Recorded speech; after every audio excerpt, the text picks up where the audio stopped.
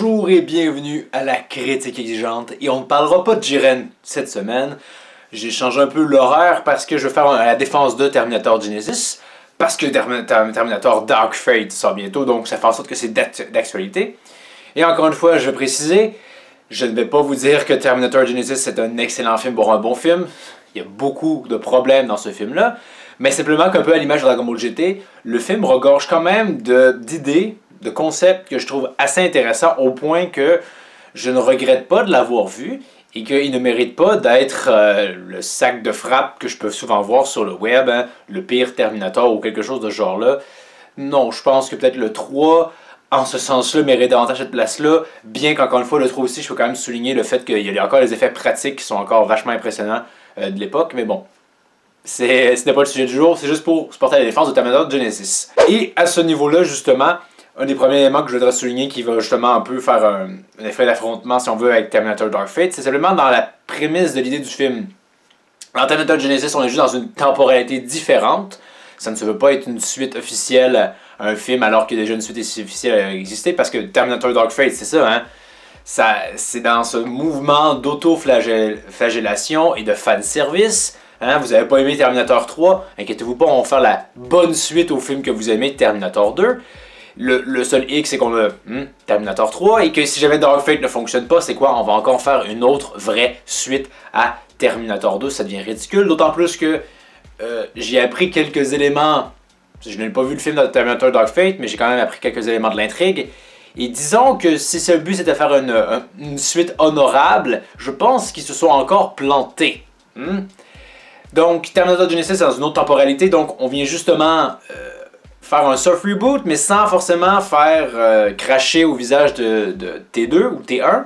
On va juste faire les choses différemment, c'est son propre truc, ça ne vient pas modifier, si on veut, rétroactivement la saga telle qu'on la connaît. Et en ce sens-là, je trouve ça quand même un peu plus respectueux que juste faire une foutue suite. Et également, ça permet de faire du fanservice semi-justifié. C'est quand même agréable de voir à nouveau le T800, le T1000 en action. D'ailleurs, on a un nouveau moyen, on nous donne un nouveau moyen de vaincre le T1000 via de l'acide. En ce sens-là, c'est quand même pas si mal aussi le fait de refaire une espèce de...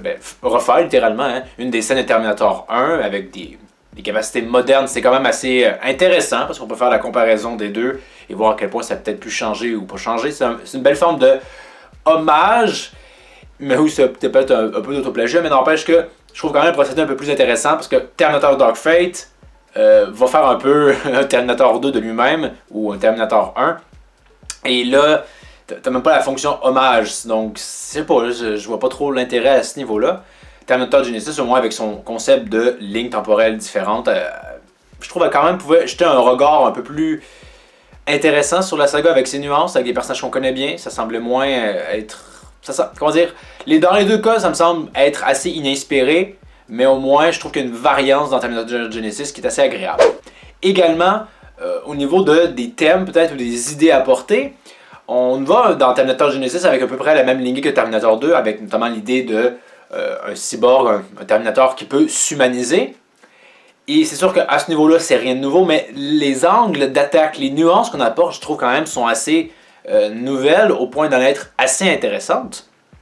Je veux dire, on aborde un concept qui était, si on veut, très légèrement abordé dans le T2, c'est-à-dire la fatalité à travers l'âge. Hein, on a le T800 qui suit Sarah Connor depuis qu'elle est toute petite, il a donc vieilli et son corps robotique en subit les effets. Hein. Certaines pièces manquent peut-être de lubrification ou quelque chose, bref, malgré qu'il soit une machine, son corps vieillit et on voit qu'il le ressent, cette fatalité qui va le rejoindre un jour, qui va devenir, hein, même s'il dit qu'il est juste vieux mais pas obsolète, qui va de jour devenir obsolète, qui va mourir tout simplement. Et mettre en valeur le fait que, oui, même si tu es une machine, tu n'es pas immortel. Je trouve ça quand même assez intéressant à ce niveau-là, d'autant plus que on le ressent bien à travers le personnage également. Aussi, ce qui était assez, je dirais peut-être intéressant, c'est à un certain moment donné, on a Sarah et Kyle Reese qui s'en vont dans le futur, 20 ans si je ne me trompe pas, et on passe un léger 5 à 10 secondes sur le Terminator qui est laissé seul.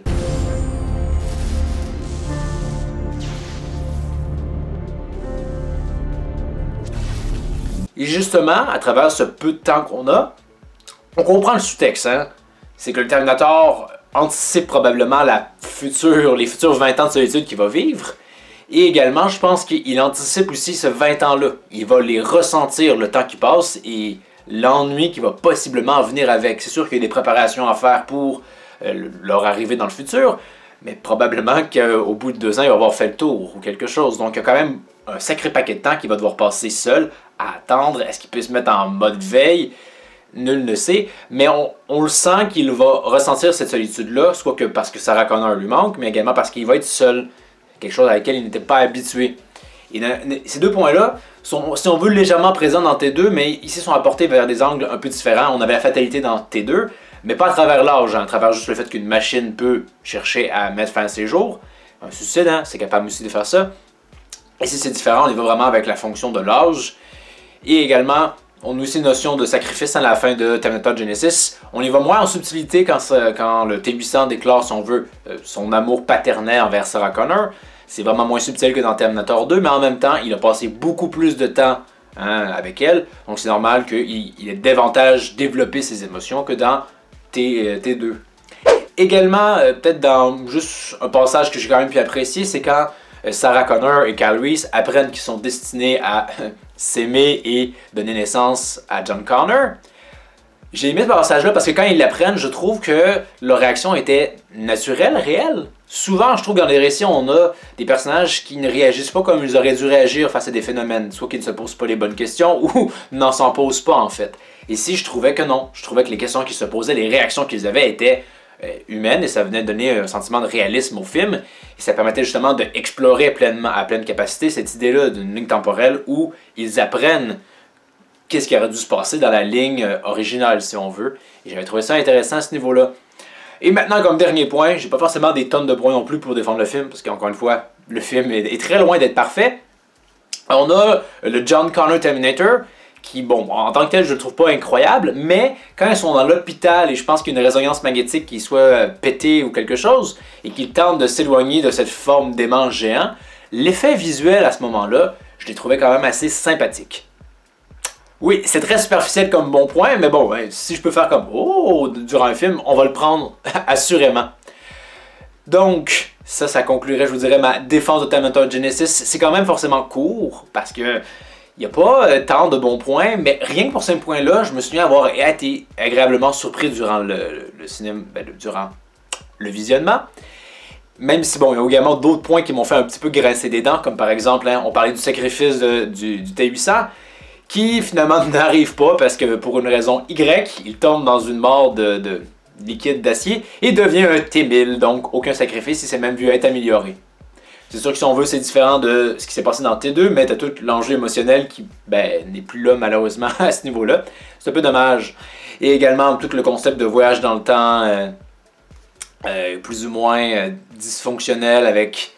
C'est quoi? C'est elle qui va dire dans lui du futur, je sais plus, pour effecter ses souvenirs du présent.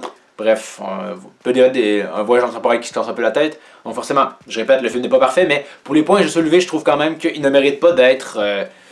aussi mal aimé comme je peux le voir sur le web et de ce que j'ai entendu et lu sur le scénario de Terminator Dark Fate, je pense que ce film Terminator Dark Fate est probablement à mon avis inférieur à Genisys, notamment via son Terminator, hein, je ne sais plus trop c'est quoi son nom, mais dans Dark Fate on nous le présente déjà et durant tous les foutus bandes annonces on le voit juste ne jamais dominer vraiment, hein. Une simple cackling gun, une grosse mitraillette, réussit quand même facilement à le ralentir. Hein? Donc, nous vendre ça comme la plus grosse menace du monde, non, et à travers ses capacités, ça a l'air d'être à peu près la même chose que le T-8000, fait que... non, j'ai des gros doutes là-dessus. En plus que, comme je l'ai dit, on est dans une mouvance de fanservice, on ramène Linda Hamilton. Est-ce que j'avais envie de voir Sarah Connor mamie? Non, ça ne m'intéressait pas. Et en plus... il y a également un élément qui peut faire grincer des dents, hein? J'en parlerai peut-être en spoiler dans... je peux en parler en fait dès maintenant, hein? Donc si vous n'avez pas vu de Terminator Dark Fate, hein? Spoiler dès maintenant. Donc le film commence et on apprend que plus tard, et je sais pas à quel point plus tard, on ne l'a pas précisé, John Connor va se faire tuer par un Terminator T-800 qui débarque juste là. Ouais, je veux dire, hein?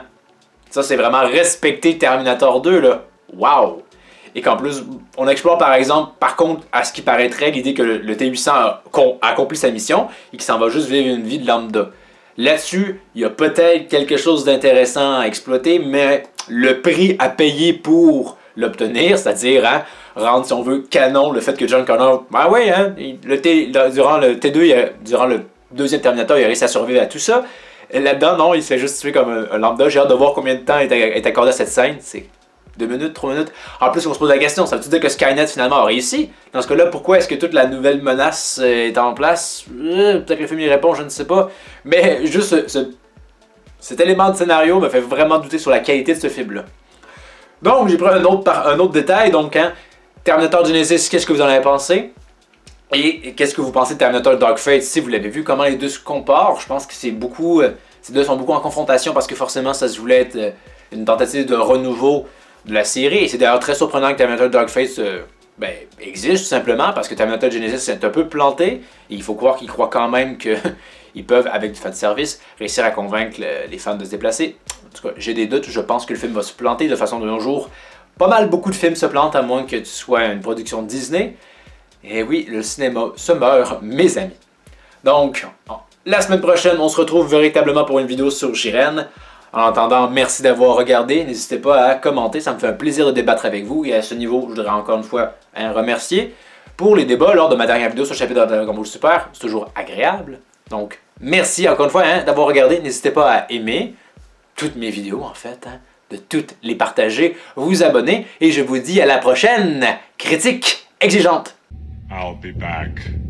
I'll be back. I'm back. I'll be back. What?